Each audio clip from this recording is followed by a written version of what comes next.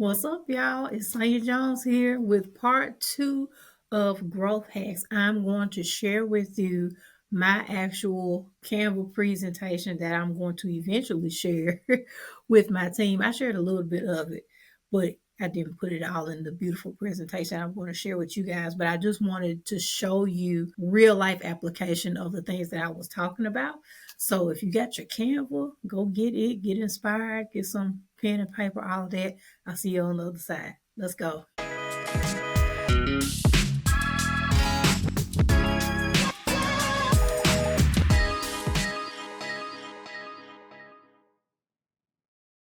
What's up, y'all? It's Sonja Jones and GIP Financials, your Mr. Miyagi of Money, and this is the last episode of 2024. So this is part two of Growth Hacks. So if you remember from part one, I shared with you some key metrics that could help you with your planning for 2025, which would also, in addition to help you as you're pitching, applying for grants and things like that, so you'll be fully aware of how your business did in 2024. And then also you can be using that data to plan for 2025. But before we get into it, I just want you to see my gift from my biological youngest, Jaira, but he's number 4 of the tribe of Jones, number 4 of the 5. So he is a freshman at Georgia State. Go Panthers. So I'm doing my mom duties, and because it's Christmas time and we got the spirit, Run DMC, all of that. I guess I'll do it like this. So what I did with my team, our last team meeting of the year was last weekend, December the 15th, and weekend before last. And so we talked about most of these metrics already, but I just didn't have it in a pretty presentation form because I was coming back from a conference. So, but like I said, I wanted to kind of share with you because I'm always transparent, all that good stuff to let you guys know about the metrics that I particularly, care about for GIP. And hopefully those things will kind of, help you with your business as well. So now I'm going to be honest with you. We're going to be doing this thing together here. So the first thing, like I mentioned before, you always want to have wins, right? So these were some of the wins that we shared with GIP from having our first staff retreat with everybody there. Our first intern, we had our first 6-figure year in gross sales this year. So yay. And then we were awarded our first major contract. Yeah, I did have I know 267,000 may not be viral to you, but it's viral to me. So I've been sharing a lot about the BOI form. And as of today, as I am recording this, hot off the press, the BOI injunction has been lifted. And so we have to go back to doing the BOI form. Just want to let you know that. Next thing I did was gross sales. And I told you guys I was going to share with y'all the growth rate. So how you're going to be able to tell how much you grew from the prior year to this current year, from 23 to 24, right? So what I did for our sales, as you can see, these are real numbers up here. And here is the formula. So basically what you do, you're going to take and these are gross sales. Hear me clearly. Just because we had a 6-figure year in 2024 does not mean all that money. That was before expenses. All right. So, and I know people have different, opinions about how to report your numbers. But for me, you have to be able to tell what you made gross, so you will be able to explain your expenses and things like that. So that's just me. So I am demonstrating here gross sales before expenses. Okay. So with gross sales, you take your 2024 divided by what you did in 2023. And then you're going to take that and subtract it by 1 because you're trying to get to the percentage. Okay. So for me, I took the gross for 2024, divided it by the 2023, and then I got 1.398, but then I had to subtract that 1 to get the 0.398 multiplied by 100, 39.8%. Okay, so that's the most important part of this slide. But for me, I just personally like to see this historical growth of the company and the reasons why. Okay, so as you're going through your business, be keeping notes, put in a Google Doc somewhere where you can just constantly keep, adding to it. I personally like Google Doc Bom because Deus, you can add a comment to those things and keep it moving, right? bom Deus, So I always like to have explanations for things bom Deus, when I'm, walking through things either with my team or with, potential investors, things like that. Client growth is another metric that's important, especially if you're service based. bom How Deus, many clients are you serving? Okay. Even if you're, selling products and stuff, that's also good as well. Because I'm pretty sure, like with Shopify and all them, they're going to keep tracking those things for you anyway. And bom if you Deus, want to even get more specific, especially like on Shopify, like how many people are purchasing your stuff from, like if you get on social media from Instagram, from TikTok, things like that, or if you got a particular link or lead magnet, or if you got affiliates, all that type of stuff, right? All that data matters. Okay. So in this case for us, we did have a dip in our client growth from, I think it was 53 to 47, 53, 43, something like that. 43, yeah. And the reason why, based off of the data, was because although we had a decline in client growth, and that was primarily from like workshops, because we didn't have as many workshops this year as we had before. But in quarter 4, that one contract helped us increase our, revenue for quarter 4, right? So although we didn't have as many clients, and I want to talk about that later on in a couple of other slides down, less is more, right? You want to be able to maximize your revenue by working with, as less clients as possible. Or if you're trying to scale, like with GIP Academy, we want to reach more people, right? By being able to maximize our time by doing like group instruction and things like that, right? So although it bom may Deus, look like, if you're looking at client growth as a dip, it may not be what you may assume. So that's why explanations are important, bom right? Deus, And as you can also see here, that I noted that 17 of the 43 clients that we served were brand new, bom right? Deus, And I think that also goes to the economy possibly as well, right? We noticed that at the beginning, we lost a couple of our monthly bookkeeping clients just because of the, amount, and their businesses kind of took a hit. So bom they Deus, had to, cut back. And at the time we didn't have a low ticket alternative. So that's why we came up with GIP Academy later on down the line, right? But again, because when we got the contract, that kind of flipped some things for us in a good way, right? But like I said, data will always tell you how your clients need you and what services or products that you need to provide. All right, sales by product. So what we have here, MBK is monthly bookkeeping, QBS is QuickBooks setup, EOY is end of year, like tax prep, cleanups, and things like that. Consultations, those include like our fractional CFO financial diagnostics, our workshop income, and then our QuickBooks Online subscription. So if you can see from 2023 with the QuickBooks setup and the subscriptions, they were significantly decreased from 23 to 24 because we were part of a program bom with a Deus, local nonprofit. And when that program ended, unfortunately, a lot of the business owners didn't keep their QuickBooks subscription. So we had to sever ties in that way, and that's okay. Right. But again, that's why we wanted to really push GIP Academy to give, folks another avenue of accountability and support. So, but it's always a good thing, especially if you have QuickBooks, you can pull your profit and loss by clients. So you can see like which clients are profitable for you, which clients bought most of your services and things like that. And then also you can pull your profit and loss by the sales of services and products.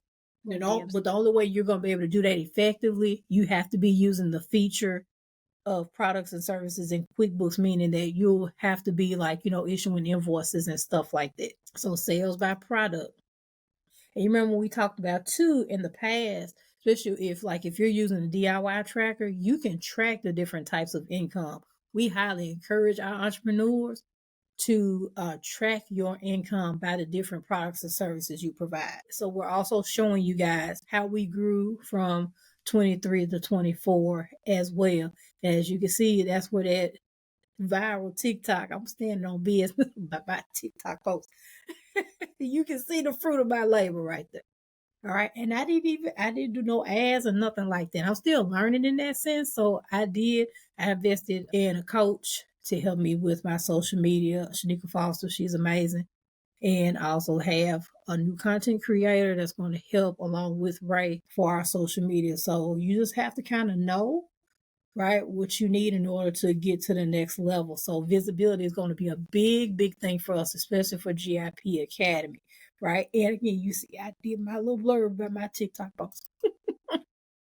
2024 lessons, right? We got the glows and the grows. I'm a teacher. We're always going to be reflecting on what we're going to do better, right? So again, less is more for us. Targeted advertising, right? I want to make sure because like one of the people that I follow and I admire is David Shands, Social Proof Podcast, Hot Seat, all that good stuff. And one of the things that I've watched him do, and he does it very well, is he focuses on one thing and he focuses on podcasting, podcasting.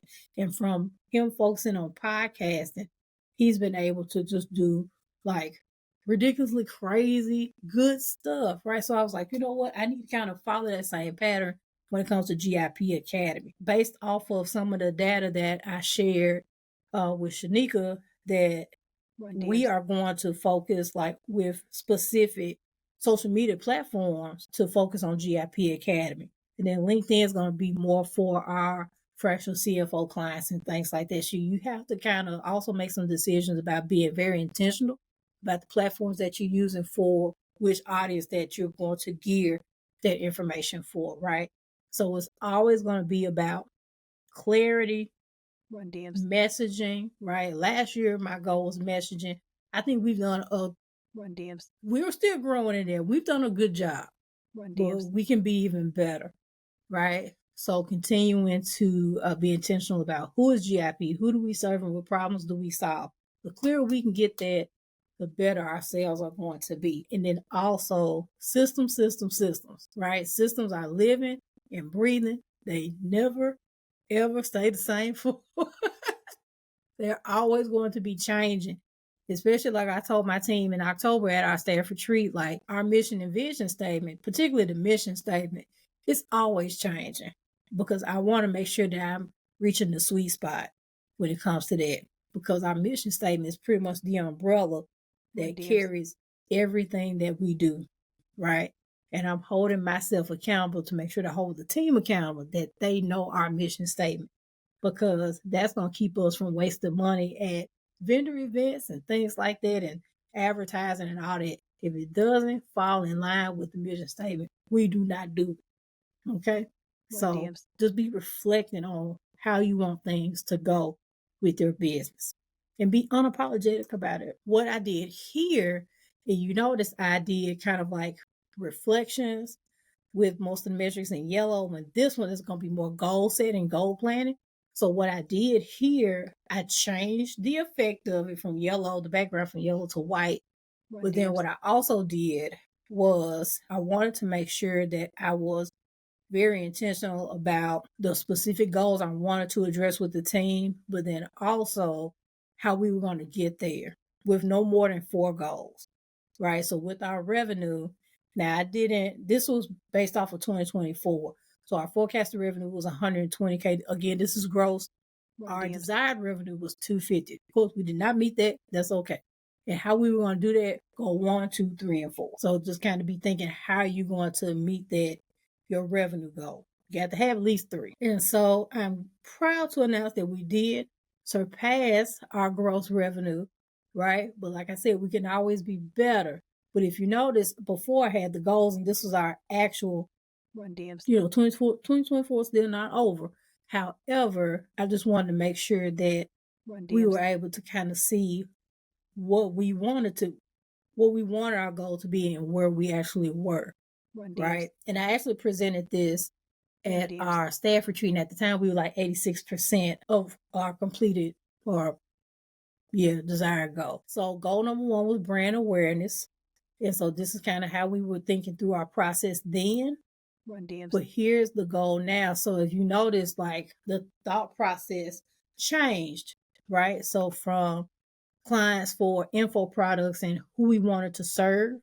So entrepreneurs in business 1 to 3 years under 6 figures Run DMs. to entrepreneurs under 6 figures. And based off of who we were serving at the time throughout the year, we noticed that it was primarily single member LLCs, especially when the BOI stuff came around. And then also when it came to technical assistance, we noticed that it was specifically business coaches or organizations providing tech assistance for entrepreneurs. And for our nonprofits, we didn't have any nonprofits over $4 million in revenue.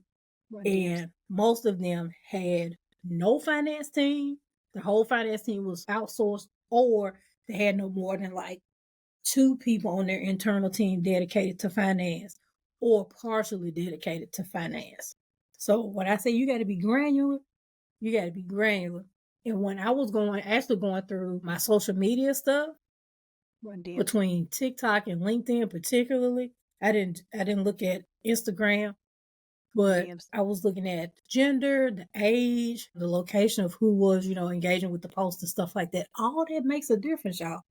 All that makes a difference, to the point where we're actually going to be considering doing some live events here in Memphis, just to kind of see, based off of, that engagement, if it's going to translate to possibly having more live events locally. So with that, of course, we started the podcast at the beginning of this year, and we've had 33 episodes. I want to say this episode here is going to be episode 34. And so with that, I believe we've met, the goal of our podcast to help, individuals know their numbers and to bring people on to, be money buddies and to help people kind of get, entrepreneurs specifically, a better understanding of the benefits of knowing your numbers, especially when it comes to like funding and things like that. And although we did not end 2024 with Grant Hot Seat episodes, we look to do that in 2025, along with some staff episodes, so y'all can get familiar with our team. Next thing was goal number 2. So as you can see, there were some things that we did not get a chance to really do, right? And that's okay. Your team needs to see, we thought this was a good idea. We just, time either slipped away from us, or maybe the demand was not from our clientele, was not given those particular resources at the time. And that's okay. Team systems, as you notice here, we're thinking about doing some different things with our discovery calls, because we want to make sure that our discovery calls are specifically now for our higher ticket items. We do have a lead magnet. And speaking of which, I'm going to pause for the calls, because I want you to check out our lead magnet, our tax prep checklist. So hold fast. Let's go to commercial break so you can learn about the free tax prep checklist, so you can not only access it, get ready for tax time, but also stay informed on GIP news and updates. So let's go to commercial. Hey, y'all. It's me, Sonja Jones. And guess what? I have something for you that's going to help you not only save some time, but also save some money. Because I won't say I'm tired, but I am a little tired. Y'all constantly come to me via email, discovery call, saying, Sonja, please forgive me. I have wasted all of my time doing X, Y, and Z, and I have not done anything with my taxes. So guess what? I have come up with a solution for you, and it's free. Check this out. I got the tax prep checklist. And this tax prep checklist is going to help you not only save time, but also help you become your tax preparer's best friend. So I'm walking you through everything that you need to do to get ready for tax time, because the goal is for you to file your taxes before the deadline. Whether you are a Schedule C business owner, you have to file April 15th, or if you are a partnership or a corporation, you have to file March the 15th. I'm walking you through your bookkeeping and your compliance as well, because as a business owner, you need to know what's required from you, not only federally, but also from your respective state. So if you click the link in the description, you can get this for free, and you got a little special QR code for you to subscribe to our YouTube channel if you haven't done that already. Okay, so if you're ready to save some time and some money, go ahead and download this. Take care of this as soon as possible, hopefully before the new year. And let's go ahead and ensure that you are going to be able to reduce your tax liability and get maximum savings. All right, let's go back to the episode. Let's keep learning all this great information. All right. So I hope that you've paused to click the link in the description to get that tax prep checklist. Y'all, do not wait to do your taxes. And look, if you have not touched your financials all year, don't worry about that. That's why the checklist is there.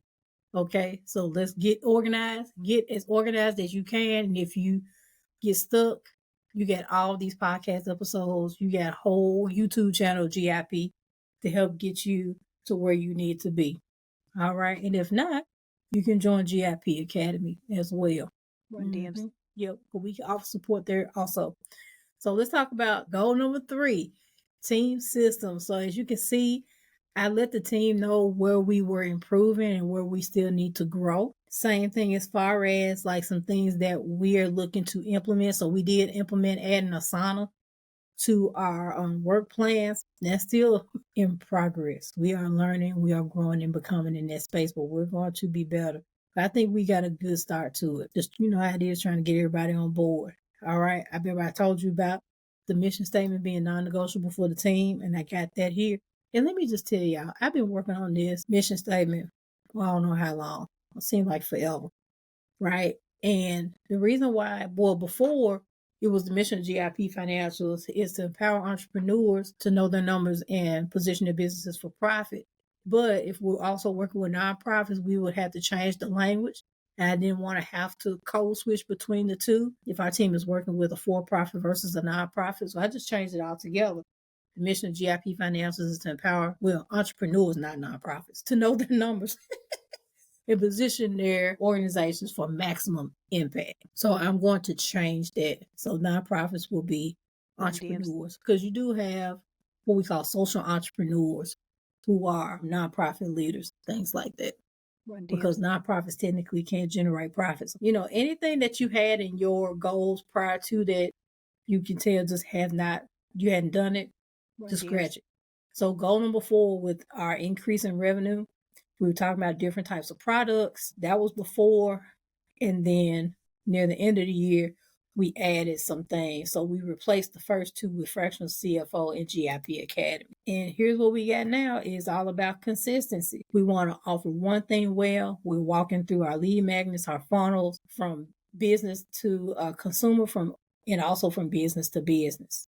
Right. So a couple of different things that we're thinking about. All right. And just going back to goal setting, when you're talking about next year, I like doing like the keyword, like the word for 2025 is consistency for us. So how do we grow how do we grow GIP Academy? How can we be a game changer? Leveraging community partnerships, all that type of stuff. I also like doing memes too, because memes, you know, I feel like they're a funny little way to get points across. So that's pretty much all I have for you guys for 2024 going into 2025.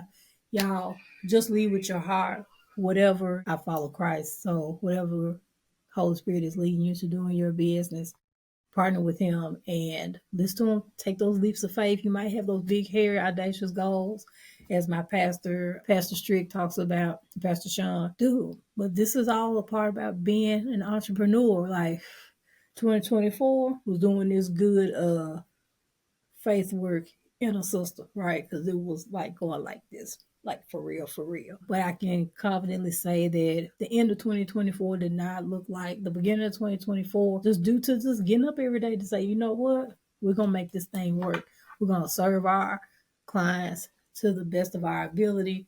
We're going to just be available and be willing to partner with organizations that may not even know how they need to, you know, discuss numbers with, you know, their target audience and things like that. I taught financial literacy to a middle school fall semester this year, which was great. I love all 18 of my senior citizens.